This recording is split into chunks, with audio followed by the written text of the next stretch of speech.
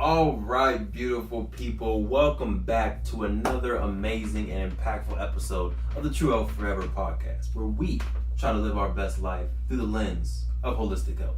I'm your host. Yeah, that's new. Just put the lens up. All right. We'll see if I keep it. I'm your host, Devon Truvel, creator of Black Wall Street, the board game. And as usual, I have the melanated, the curl-rific, the ring shining, the health queen herself. Introduce yourself, please. What's up, party people? My name is Sinclair, aka Theee,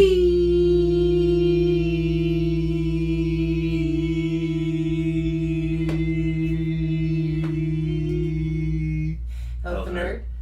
And it's nice to be here.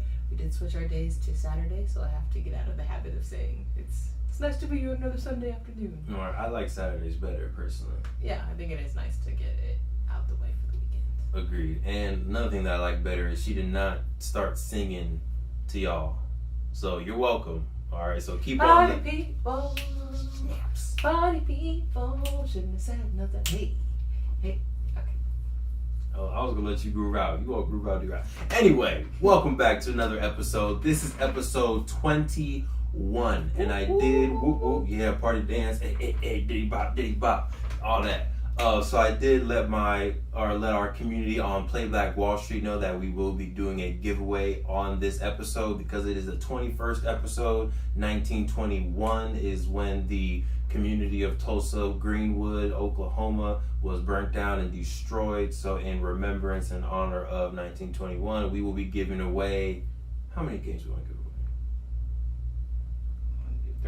3, 5. Let's do 5 games. All right, we will be giving away 5 games in this podcast episode. Y'all wait for the code later on. But before we get into the episode, open space, Queen. Anything that you want to talk about? Anything good in your week that came up? Any lows? What's up? Talk to us. Talk to us. That was a pretty solid week. I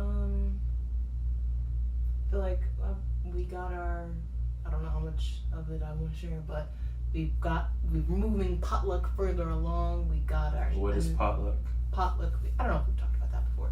Potluck is an app where home chefs, like myself, can sell food from their home kitchens.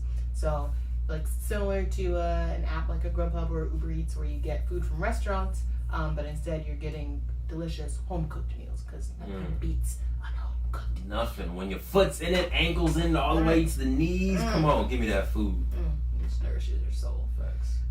So we got another chef committed to be on the app. So just another step forward. 888. So making good strides. That was a good thing, I think. A great thing because I feel like it gets hard when you keep putting yourself out there and you don't get anything back for a while. Obviously, that's part of the grind. That's part of accomplishing anything, but it's part of entrepreneurship. But it does get a little bit discouraging if you don't get that energy back. So every now and then, feel like the universe sends you a little reminder, like, oh no, you're on the right path. Keep going. So it's like it's a little like, all right, cool. The energy I need to keep going. So it's good. Nice. What about yours? My week was also pretty good, as you know, because you did them, completed some POs, our first set of purchase orders for Play Black Wall Street. That's exciting. Yep. I feel like I don't like POs, and even E.T., the hip hop preacher, talked about POs don't excite me, but what they represent does excite me. So I think once you get to the level where you're dealing with institutions and you're completing POs, that's a good situation to be in. Right. So thank the stars and the universe that again I have this analytical mind over here, this detail-oriented mind to be able to take care of those things, and I can keep doing what I like to do, and I keep teaching. Play Black Wall Street Academy 2nd week is going, so we got our scholars tomorrow. We're going to teach them, and we have a special guest, DJ JD Foundation. Shout out to Dom Jordan. So yeah, I think I'm loving the fact that we're getting better at delegating the tasks that go well with our personalities because we assessed ourselves. So I think that's been also solid moving forward. Anything else you got before we get into the good stuff? Alright, so we appreciate y'all rocking with us like the intro. Again, there will be a giveaway later, so stick around. But for now, let's get into the episode.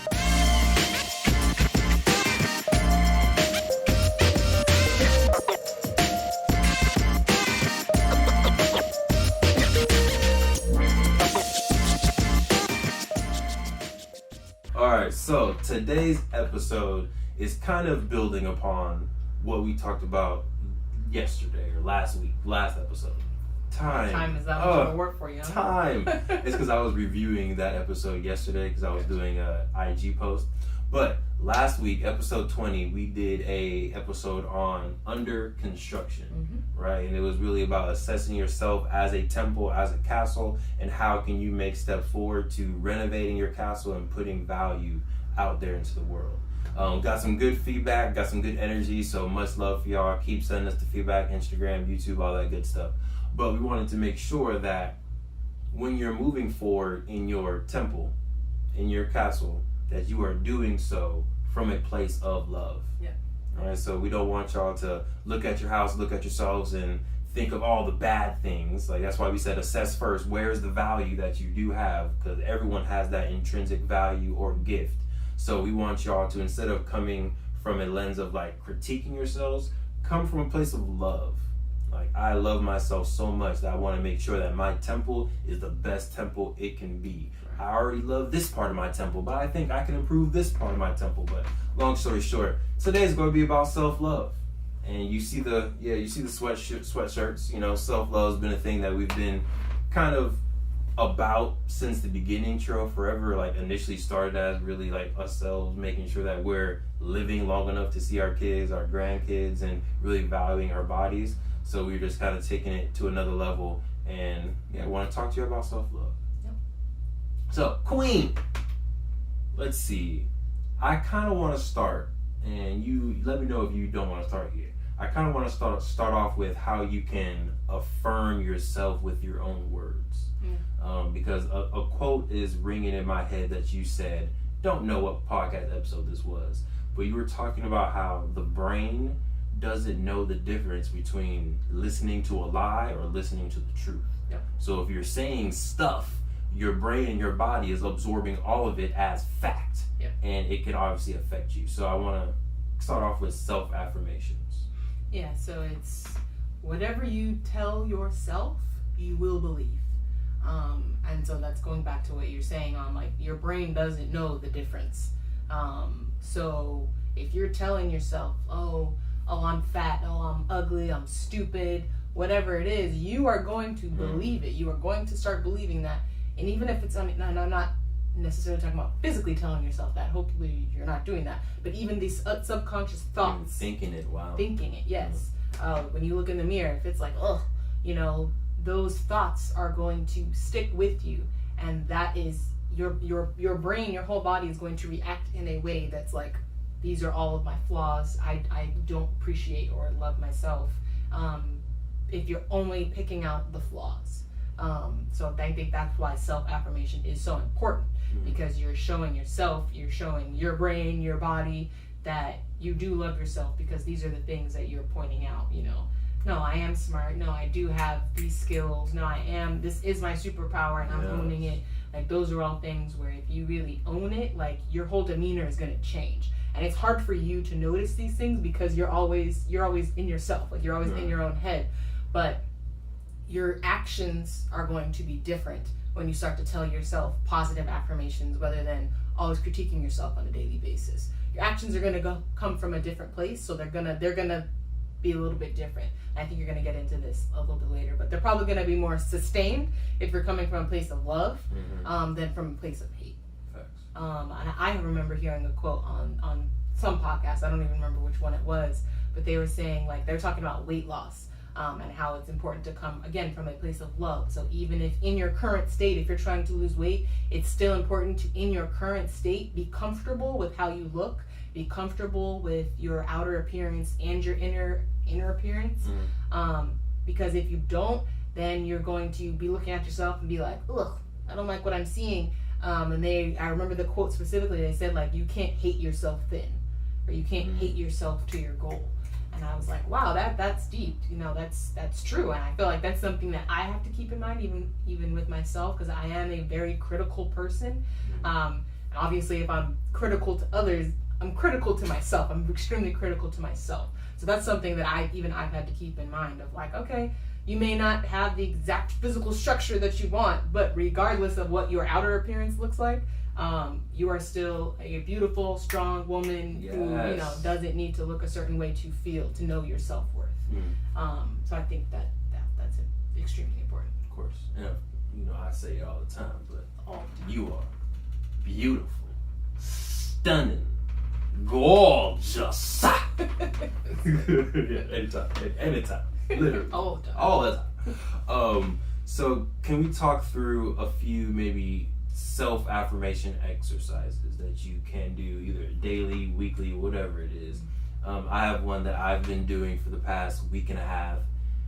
It's kind of on the extreme side, to be honest with y'all. Like, I was watching a video on becoming a visionary, and one of the action items this person gave was, for the next 7 days, I want you to write down 100 things that you will do, but write them down as if you've already done them.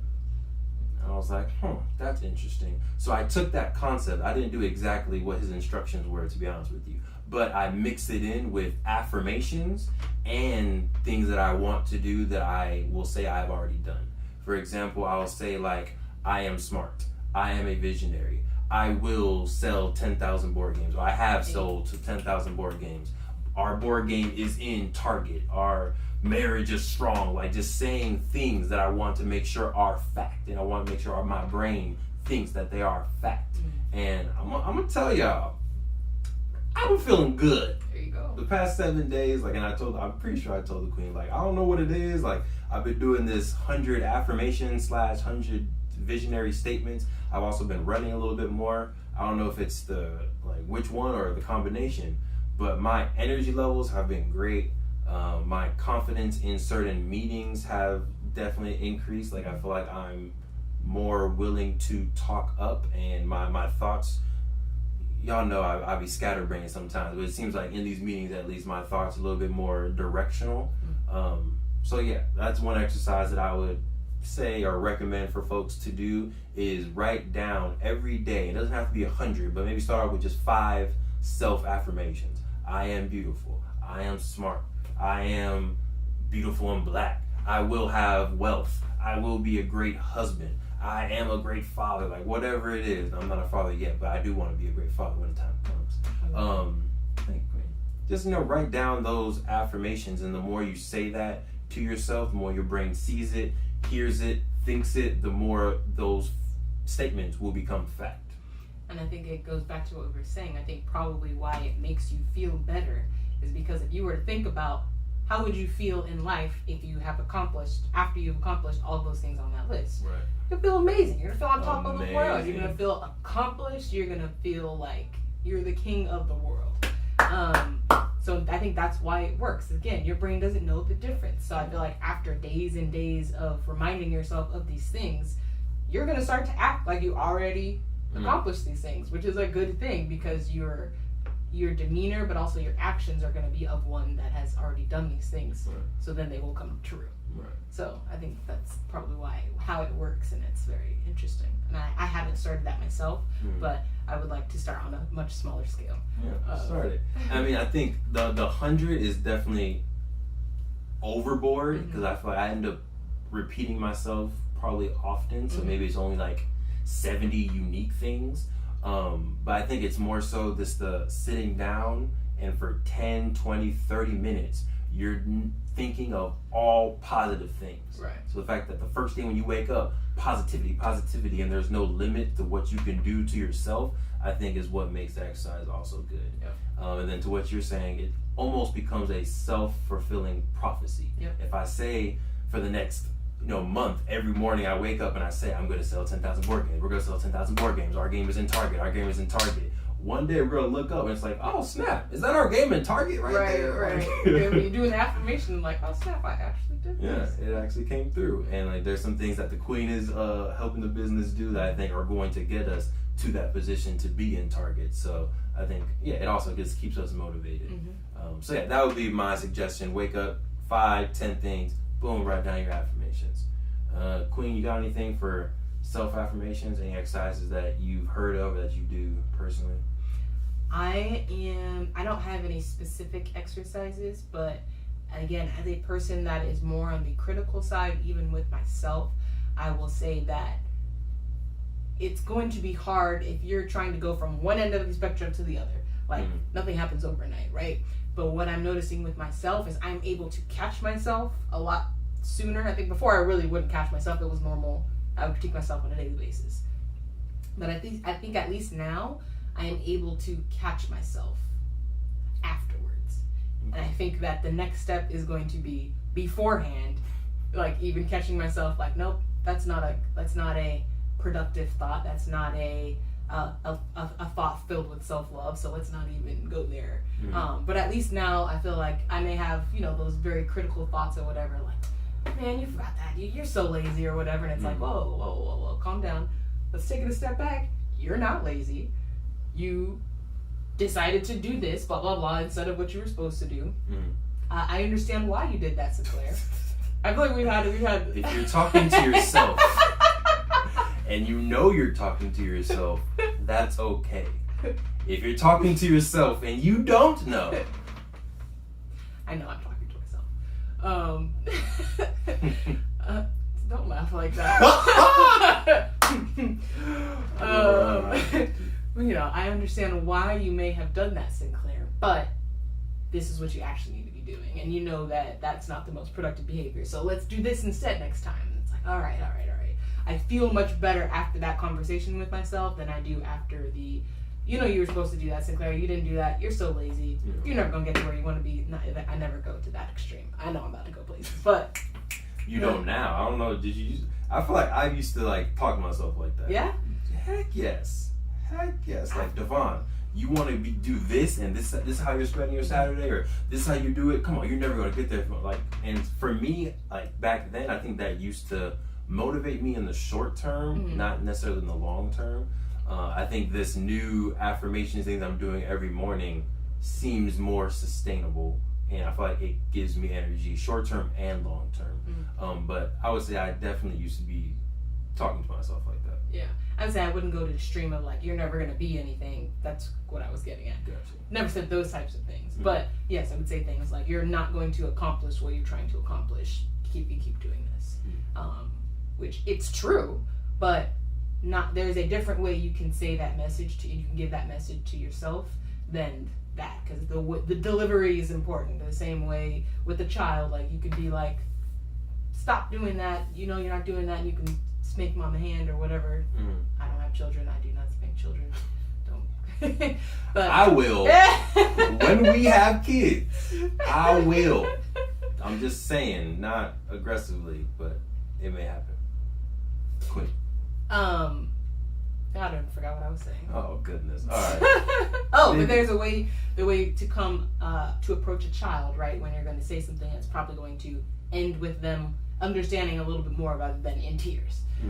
So I think that the same way that you would take that approach with a child, take that with yourself, because at the end of the day, we're all just grown children. So you gotta, nurture your ego a little bit. Let yourself know that, no, you're still the boss. You still got all these things going for you. You just have these little shortcomings that we need to work on. That's it.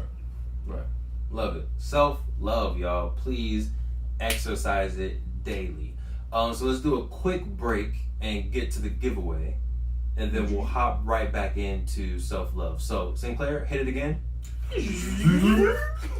All right, so shout out to all the folks that support us on our Play Black Wall Street Instagram. We appreciate y'all. If you don't know, we did create Black Wall Street, the board game. This game is centered around the true legacy of Tulsa's Black Wall Street, which was from around 1897 to 1921.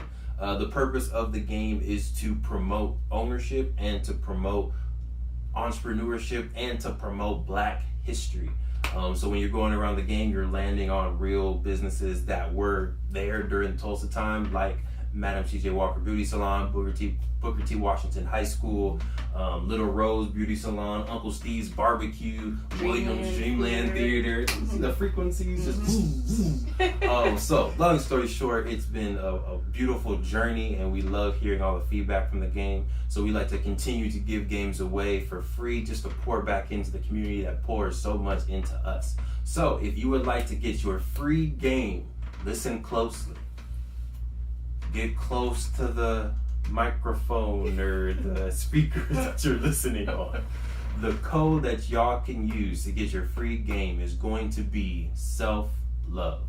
All right? Surprise! Right? So just go to our website, playblackwallstreet.com. Go ahead and put the second edition of the game inside your cart, and then at checkout, make sure you put self-love right here. In case you don't know how to spell it, SELFLOVE. Love. Hey. Self-love. And we'll go ahead and give you a free game. This is only going to be for the first 5 folks. So if you're listening to this, just go ahead and go there pause right now. Yeah, pause it, get there, and then come back to the episode so you can get some more of this goodness. But yeah, again, we appreciate y'all, and please keep on supporting. All right, so back into the self-love episode. Whoa! Oh, I love when you add that. I Whoa! thought that's what you're supposed to do. Oh, who cares? I just love it. Y'all don't know we're dorks. It is what it is. But we embrace it because we love ourselves. So now we lean into the dorkiness. But moving on. Health. Can we talk about how your actions, how you treat your temple, how you treat your body can be translated into self-love? Mm-hmm. And I think you will be able to talk about this way better than I can talk about this. So I'm going to go ahead and pass the mic or pass the torch to the health nerd. Yes, and I think that health and doing things intentionally to improve your health is a critical step to self-love. That's my personal opinion. Because, like he said, your body is a temple, right? So if you kind of just treat your temple however you want, it's gonna have some wear and tear over the years. It's got the cobwebs on it. You got some structural damage that might happen, whatever. Talk that real estate talk. Yeah, and in general, things just need an upgrade, right? You can't have the same exact house, the same exact structure will not last forever. So you do need to do a little bit of renovation, a little bit of improvements every now and then. So I think that when you do something intentional, it doesn't have to be anything big. I'm talking about an intentional thing like, I'm going to wake up in the morning and drink this lemon water every single day. It can be something small like that. The fact that you know that it's an intentional thing that you're doing to improve your health, it's going to have, positive benefits. I've mentioned this before, but one of the first things I noticed when we were changing a lot of our diet and starting these smoothies is that we would get these, like the superfood powders, to add to the smoothies. That's got your kales, all your dark leafy greens. Moringa. Ashwagandha. Chlorella. Shout out to CJ. Yeah. And so, yeah, it has all of these. Actually, that's Carl that says Definitely Carl. Sorry, I didn't want to disrespect you. Shout out to Carl. Shout out to Carl. Yeah. So all of these good things in it, and I noticed I'd never seen this on any type of label before, but at the bottom of the directions it would say consume with positive intent, which I thought was very interesting. And I see that on multiple things, and it's always on health foods, which I think is interesting. You don't see that on a Twinkie, but it's on healthful items because there is correlation between your thoughts and your body. Yep. It's all connected. I feel like we kind of like to think of everything as fragmented things, like my brain and then my body. Everything is connected. So when you're telling yourself and when you're thinking that, like, oh, I'm drinking this and this is what it's doing, it's probably going to actually do that. Or it's going to be a much better chance of it actually doing what you want it to do than if you're just like, hey, I'm drinking this. I don't really think it's going to work, but I'm drinking it. Mm-hmm. So I think that it's very interesting that they put that on the label. I love it. But I think that there's a reason that they have put that on. There's research that is showing like positive thoughts and things like that make a difference. There's an experiment that was done. I love how you got so excited. There's an experiment. It came up in my head. There's an experiment. I don't remember the details, but I heard about it on, I think, a podcast. has. I've heard about it multiple times. But there's an experiment done to where somebody had their arms out and They try to twist. No, you would just be pressing down. But then they had some way to measure like how much you're able to take in terms of strength on your arms. So they did it while saying positive things, and then they did it while saying negative things. And the person had so much more will, and they were able to take on more strength when they were being told positive things while they were doing it. So there's a lot of experiments like that are done on like just how your willpower it's increased, and obviously then if someone's telling you can do this every single day, like you can do this, you know, you're gonna believe you can do it, and you're gonna act as if you can do it, so you're gonna do it.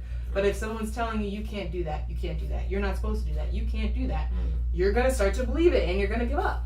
You're not gonna be able to actually withhold whatever it is. So like again, those are like very, this isn't just like magic we're talking about here. Like there's research to show that what you tell yourself affects your physical outcome that comes from that. So I think the same thing goes with your health. There's so many stories, miracle stories of people who are in like stage 4 cancer. They've been told they only have a couple days to live or whatever, and they just decide, I'm actually gonna live. You can tell me what you want, but no, I'm beating this thing, I'm gonna live. And then they live, and they're like perfectly healthy now. Like there's so many stories about this, and I think that there's no coincidence that it is what you tell yourself. If you hear that from a doctor and you just believe like, wow, dang, 3 days, that's it. 3 days, that's it. Yeah. And you believe that. Gone in 2 days. Exactly, right? Because it's already happened in your brain. You're telling yourself that. I'm wondering why, like, if doctors know that there's research behind it, I feel like they should deliver that news better. Like if you know that it's a mental thing and it's a psychosis thing, I feel like you should be more intentional on how you even deliver that terminal news to folks. There's a lot of things, a lot of research that's showing that doesn't match what is done in hospitals. That's just one of them.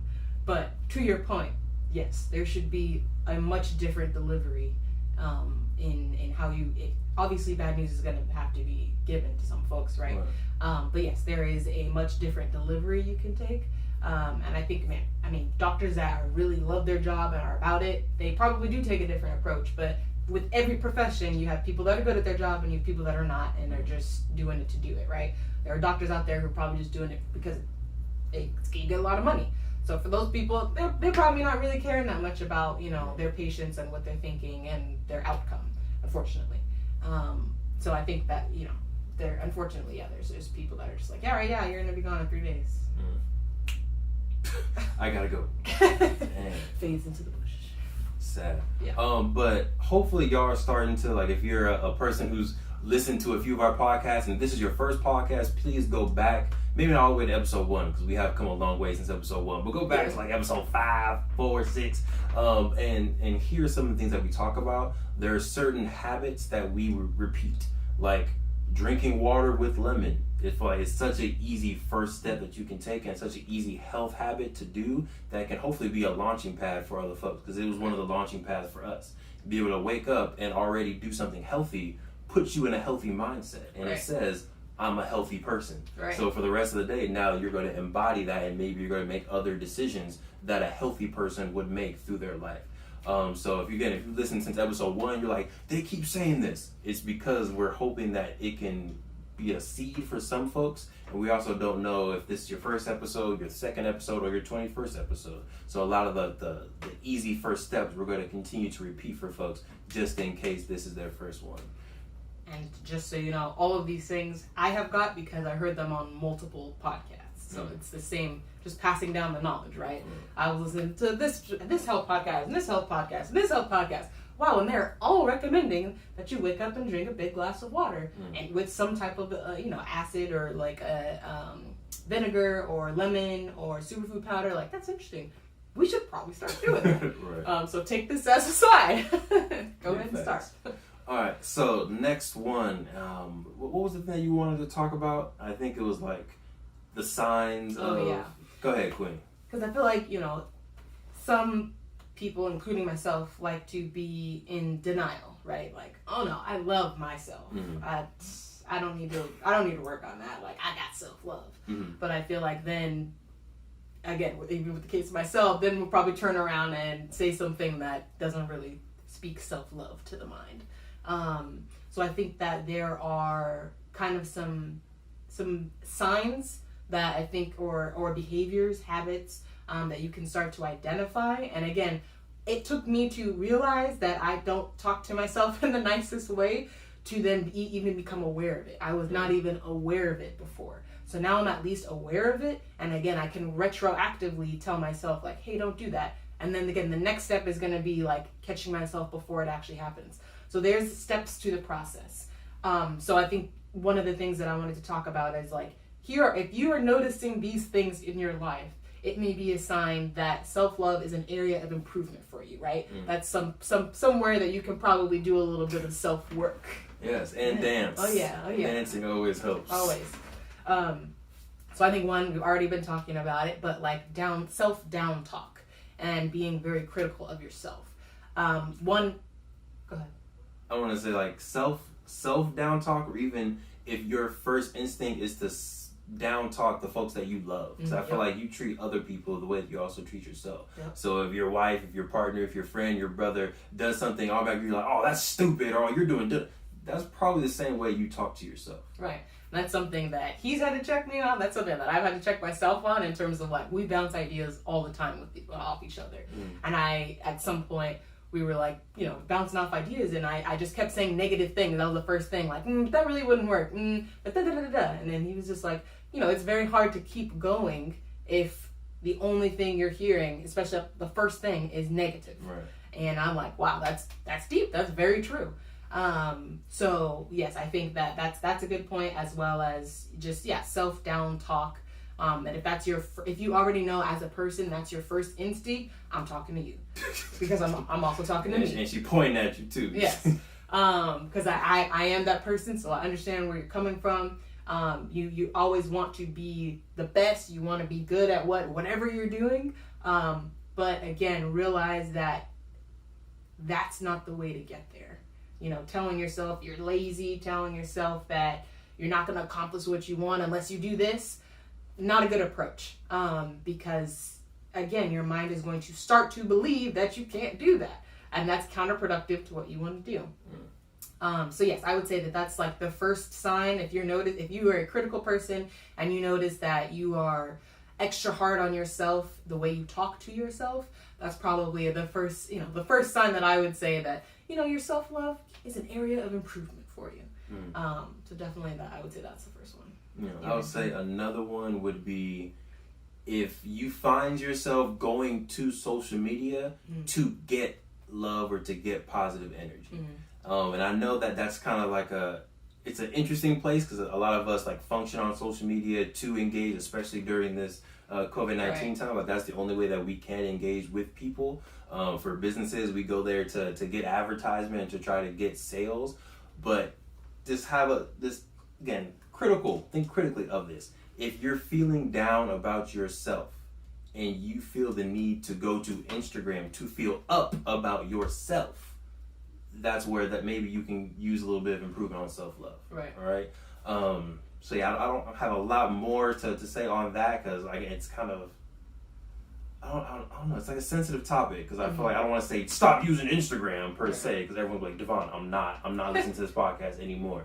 More so, don't use Instagram to feel good about yourself. Use Instagram to engage with people, meet new people, sell businesses, all that good stuff. But if you feel like you're using Instagram to feel good and you need to post a picture of you with your shirt off and a six-pack, like, you'll notice. You need an insurance bucket? What? Said you need an insurance bucket. I don't think so. I'm gonna talk about myself. But notice that there's not a lot of pictures of me on social media with no shirt. And I think, like, there obviously could be, if I wanted to feel good about myself really quickly, like, I think I have a pretty good physique. It could get better. Thanks, Queen. You would get some love, I'm just saying. That's what I'm saying. I'll get a little bit of energy. So, but the fact that I don't do that, And I think I have seen other folks on there, whether it's men, females, or however you identify, who put their bodies on there, put themselves on there, and it seems like they're trying to get some type of energy back in return. So I would just, take a cautious sense to that. If you're a model and that's what you need to do, if you're selling clothes and that's what you need to do, for sure.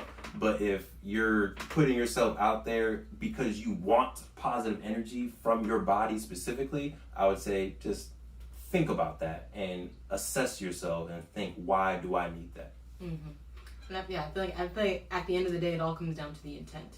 So like you said, we're all on social, not everybody, but most people are on social media. We're not telling you not to be on social media. Everybody except my little brother is on social media. He's about to go to college next year, so I feel like he's probably going to hop on. He should, probably. But when I think it's just about when you're posting. Are you posting, again, just to connect with people? Or are you posting to affirm that I look good? And I think that's the difference. If you are posting to affirm something, and I guess here's the test. If you post it and you get no likes, how are you going to feel? That is a good one. Right? And so if you get no likes and you think that like, oh man, that must mean I'm fat, that must mean I'm gonna go eat some ice cream and just wallow in then it's probably not a good picture to post. Right. And so I think that's a little test you can do. Like otherwise, if you're just posting like, hey, I just want to put something great out into the world right now. I want to put this beautiful figure, this beautiful body out into the world. Hey, more power to it. If you know that if nobody liked your post, you would still go about your day, feel just as confident about yourself, then post away. But if you are posting, if you're about to click that button, that post button, and like, dang, if I only get 25 likes on this, I'm gonna feel really bad about myself. My self-confidence is gonna take a hit. I would say you're posting with the wrong intent. You're seeking validation from others, and it's dangerous. That's a dangerous game to get We're into. already seeing an increase in anxiety and an increase in depression, and we don't know if it's from social media per se, but I would think so. And now I don't know if you have research, because you're the research person, but I think social media is definitely fanning the depression or anxiety fire a little bit for that reason. Like, folks are trying to go there to get the validation, and then maybe they're not getting what they want, or they're seeing, oh, this girl or this guy with a six-pack, this girl with big boobs got this response and I didn't get it. Why? And you're thinking it's because of you. No, love yourself, right? So take that same picture and you yourself look at it, and you go ahead and you double tap your own picture. All right, that part. I'm good. All right, I don't need no other likes, just mine. Yeah. I don't have any specific research, but I do know that social media, yes, I think is increasing things like anxiety and depression. And not even only for the likes aspect of it, but also for the fact that most people, when they post on social media, are posting because something great happened. Are posting a highlight, right? A positive highlight or a negative highlight. But it's usually some type of highlight, not something mundane. Excuse me. If I'm eating a sandwich, I'm probably not going to post my sandwich because depends on how fire the sandwich looks. It's highlight, right? If you had a fire sandwich, you might post it because you want to people need to know about this sandwich. You need to go try this sandwich, right? But if it's just an average peanut butter and jelly sandwich, like, why bother? So people post the highlights. So if you're looking through and you're seeing all these highlights of people, it may, again, not in a healthy way, but it may cause you then to look at yourself on like, where am I? None of these things are happening to me right now. So what am I doing with my life? Blah blah blah. Even though, again, those are highlights. Not everybody has good things happening to them all the time. We post pictures on vacation.